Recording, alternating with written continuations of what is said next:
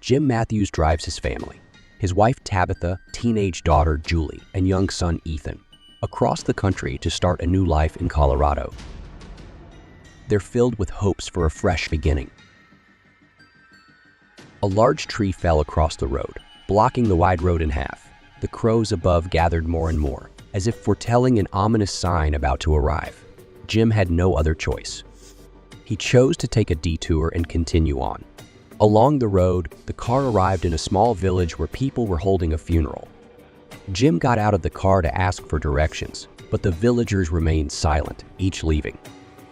Sheriff Boyd and Officer Kenny approached Jim, telling him that if he followed the road, he would return to the highway.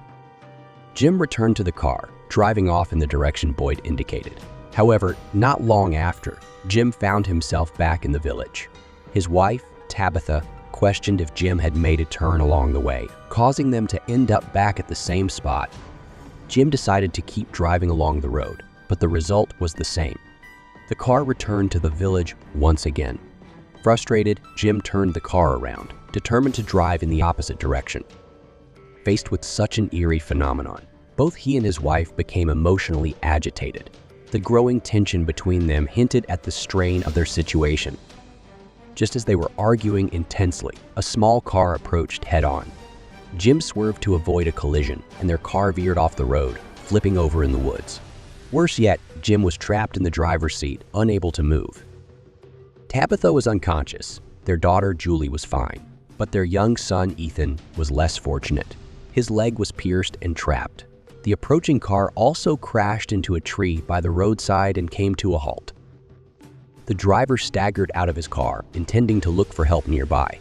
Meanwhile, Boyd and Kenny were setting up a spike strip, intending to stop Jim and his family from circling endlessly and make them face the reality in front of them. The driver approached the two, seeking assistance. Kenny helped him back to the village for treatment, and Boyd immediately headed to the accident site. At the clinic, Christy examined the driver's injuries, which were not serious, and handed him over to an assistant for care. She then joined Kenny to find others in the village to assist at the accident scene. Boyd arrived at the small car and found another person inside named Jade, who was staring blankly at the unfamiliar surroundings, clearly dazed and disoriented. With no other options, Boyd handcuffed him to the car door handle and then went to search for Jim's family. Not far away, he found the overturned RV. Among those rushing to help, the priest drove a car carrying Kenny and Christy. Along the way, they encountered Boyd's son, Ellis. Despite a strained relationship with his father, Ellis got into the car, urged by everyone to speed to the accident site. With everyone's assistance, they rescued Julie and Tabitha from the RV one after another. Christy entered the RV, where Jim was attending to the injured Ethan. After examining Ethan, it was found that his injury hadn't affected any major arteries, but it would take time to treat his wounds. Jim stepped out of the car. Tabitha, worried about their son's condition, reminds Jim that they need to leave.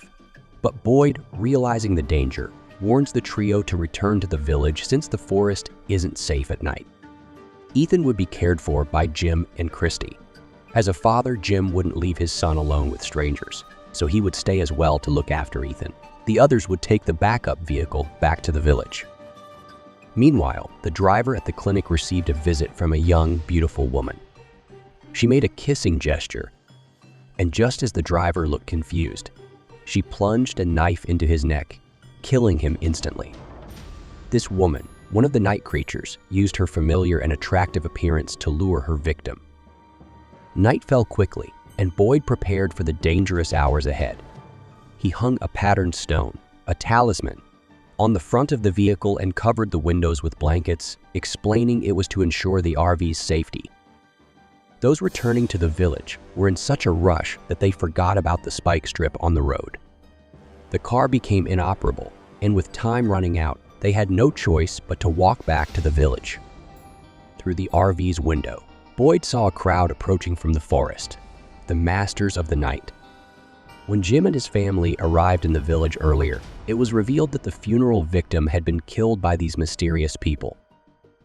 Every night, the sheriff would ring a bell to remind villagers to go home. locked their doors and windows, and closed the curtains. One night, an old woman stands outside a house, peering through the window. A little girl, drawn to the sight, opens the window, despite her mother's attempts to stop her. In an instant, the old woman transforms into a terrifying creature.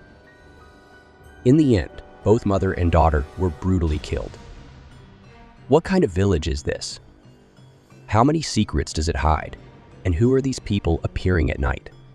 Human or ghost? Let me know what you think in the comments section. And don't forget to like and subscribe for more horrifying content like this.